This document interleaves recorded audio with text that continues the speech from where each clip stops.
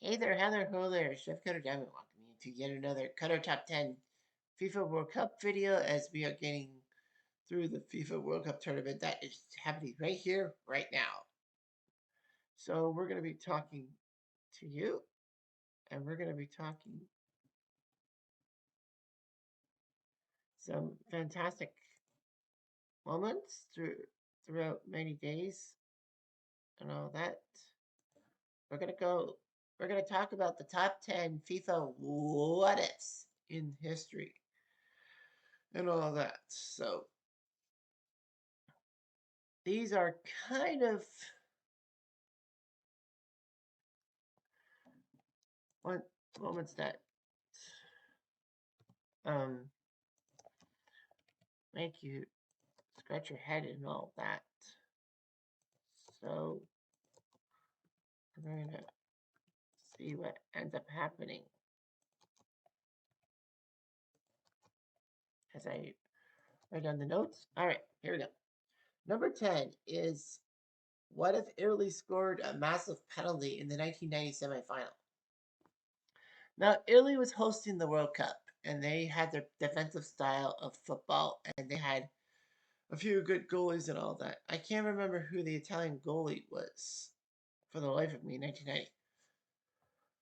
However, um, Italy took on Argentina in the semifinals. They had not given up a goal in open play. It looked good for their defense. They took a 1-0 lead on the Argentines, and Argentina had Diego Maradona.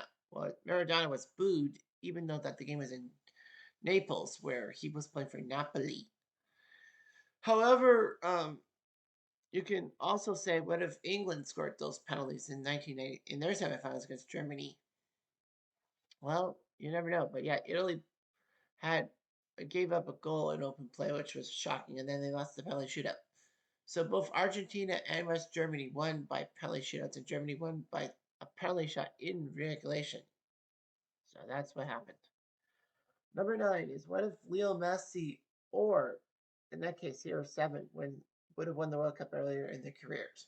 Well, Messi is a champion. He did it in 2022, and CR7's been close a few times, but yeah, it would be great for modern football. I mean, Messi and CR7 are playing at this year's World Cup, which shows how good fitness they are because CR7 started his career 20 years prior. I think Messi too. But anyway, yeah, Argentina in the run since 2006, they fell in the quarters to Germany on penalties. 2010, I think they also fell to Germany in the quarters. They got to the final in 2014, but Germany beat them, and Brazilians rejoiced because why would you want Argentina winning a tournament in your country? And then comes 2022 when Messi won the title. No, 2018. How did Argentina do it? I can't remember. Well, anyway, Portugal has had worse luck. CR7 was in the semifinals against France, but Zizou's penalty got them the goal for France to move on over Portugal. 2014, I think they got. No, 2010, I think they fell in the quarters. 2014, they fell early. 2018, they fell to. Forget who took them. Uruguay, I think it was, who in the round of 16. And 2022, they fell in the quarterfinals to Morocco. So yeah, but it doesn't matter. Number 8 is what if the Dutch, or in this case, what if the Hungarians had won their titles? So there were two shocks in for the Price is One, if you will. Two teams that should have won the World Cup but didn't. 1954, the magical Magyars of Hungary were a great team. They had that 34-match unbeaten streak, and they took out England twice. So in 1954, um, they got to the final to face West Germany. They were up 2-0 on West Germany, but then the Germans scored 3 goals to win the game, making it 3-2. It was the miracle at Bern, as they call it. The Dutch in 74 had total football, and then they had to face Germany in Germany and all that. So yeah, the Germans beat the Dutch on home turf. The Dutch had a 1-0 lead.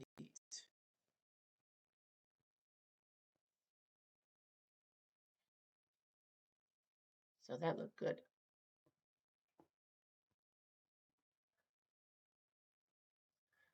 Number 7 is what if the 1950 final was not Uruguay's but Brazil's? Well, that's a massive one because Brazil got to host the 1950 World Cup. The powers that be said that the 4 group winners would play a round robin competition to decide who won the tournament. All Brazil needed to do in Uruguay was tie Uruguay, who won the 1930 championship, didn't go to the next 2, but then in 1950, was good and pure. So anyway, uh, Brazil and Uruguay were battling each other. Brazil was up 1-0, then Uruguay scored 2 goals as Chiquia and Schivano scored. And they did something that only 2 people ever did, that being the Pope and Frank Sinatra. Silenced the Maracana Stadium. Uruguay beat Brazil. They won their second straight World Cup while competing. Because remember, Europe, South Africa, South America to Europe stuff in 1930s was different than its 20th 30s, if you will. So anyway, Brazil couldn't believe it. And Brazil made massive changes. For one thing, they changed their colors to yellow and blue instead of white and blue.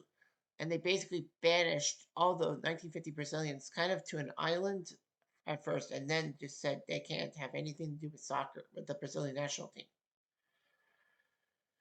But number 6 is what if Brazil didn't lose to Germany the way it is 2014? I know there's 2 ways you can look at it. It's like, what if Brazil had beaten Germany? But also, it's like, what if Brazil hadn't been destroyed by 6 goals? Well, the Brazilians kind of put it on themselves. They didn't really change tactics. The Germans knew their tactics. And with no Neymar due to injury or Thiago Silva due to suspension, Brazil were up against it. But I thought, okay, if Germany's going to win, they're going to win narrowly. It's Germany and Brazil after all. But what I didn't expect was Brazil beating Germany 7-1. I mean, Germany beating Brazil 7-1. I think I said it backwards. Anyway, Germany was a great team, that deserved to win the World Cup. Obviously, apart Germany, but whatever. But Brazil basically had nothing in the tank for this third place game against the Dutch, losing 3-0, giving up the most goals in a World Cup tournament. And they hadn't been to the final. Well, Brazil kind of changed the things. And the worst part was the government was kind of broke. The country was kind of broke. After all, they had to also do the 2016 Olympics, which actually ruined things in Rio because of the Zika virus. So yeah, Brazil. Yeah, what if they didn't suffer the defeat? Basically, what if Neymar was healthy? I think they probably would have pulled it off. And contrary to popular belief, the Simpsons did say Germany over Brazil, but they said that in the final, not in the semis. Number 5 is what if Sisu did not get to top 2006? The French were having a decent tournament. 2002, they had a porous tournament. They didn't get out of the group stage, and they scored 0.0 goals. And then, in essence, they did well in 2006. They shocked Brazil in the quarterfinals because they forgot to cover Thierry Henry. The semifinals, France narrowly beat Portugal thanks to Zizou's penalty shot. And then in the final, he did one that hit the underside of the crossbar, but fortunately jumped over the line. And then Marco Materazzi tied it at 1. Strange, those two would actually bump into each other in the incident. So in extra time, Materazzi and Zidane were in it. Materazzi grabbed Zidane's shirt, and Zidane said, "If you want my shirt, I'll give it to you after the match." And Materazzi allegedly said, "I want to be with that whore of a sister or a mother." Zizou reacted terribly. He headbutted Materazzi in full view of the referee and millions on the telecast. So basically, Zizou was sent off, red card. You can't excuse that, as John Monson would say. Worst of all, the penalty shootout back in France, that without their best guy, faltered and nearly won the World Cup. So, yeah, maybe France wins this one. Number 4 is what if South Korea's controversial wins didn't happen? In 2002, Korea, alongside Japan, got to host the World Cup. Both World Cup bids were terrible. They wanted a World Cup in Asia, so they decided to pair up. And before 2026, it was the only time we've seen two countries hosting the World Cup. So South Korea had a decent group. They had Portugal, the U.S., and Poland. So I think they would have gotten in, probably ahead of the Americans. But the Americans pulled off an upset over Portugal, 3-2. South Korea had a good controversial win. Yeah. Nothing was controversial in the group stages, in a sense. South Korea would bump into Italy, and everyone thought that South Korea's tournament was over. I mean, a host team getting to the knockout stages was good enough. But then Korea lost to Italy, or so we thought. But Italy had a few goals overturned, and then Fieri got sent off for a dive, which wasn't a dive. Korea scored a golden goal, won the game 2-1, and John Won Ong, the guy who scored the goal, was actually sacked by Italy, his Italian club Perugia, I think for safety reasons. So anyway, Korea, that wasn't the end of the controversy. Against Spain, there were a lot of decisions going against Spain, and Korea won on a penalty shootout. They did lose lose the semifinals to Germany and third place to Turkey. So yeah, I think FIFA just had a hard on for South Korea. After all, Japan lost to Turkey in the round of 16. Number 3 is what if Diego Maradona's hand of God goal was not allowed? We all know that goal. We all know it's terrible and all that. And everything. Argentina and England were meeting in the quarterfinals of the 1986 World Cup in Mexico.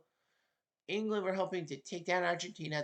Both countries had their own problems. England called Argentina animals in the 1966 tournament, and Argentina basically bombed the Falkland Islands. So, what would happen when the soccer teams met? Well, Diego Maradona didn't help matters. In the 51st minute, he had gone up for a shot, whereas there was a back pass, and Peter Shilton, the English goalie, was either going to catch the ball or play the ball. And then somehow, in some way, Maradona out-headed him for the ball. One problem, though, Maradona's 5'6" and Shilton 6'1". You knew something was fishy. Maradona kind of punched the ball over Shilton and told his teammates to celebrate, otherwise they wouldn't give up the goal. That was a disputed goal. The second goal against England, I don't dispute, and I'm an England fan. So the problem was that, yeah, good old England. But the fact was that, 11 touches in 11 seconds. England pulled one back but couldn't score. What if it was as well? I think England might have had a shot. I don't think they probably would have beat Belgium. Somehow, some way, I think England would have flubbed it against Belgium in the semifinals, but you never know. And Diego Maradona would not be having massive controversies. Well, drug controversies today.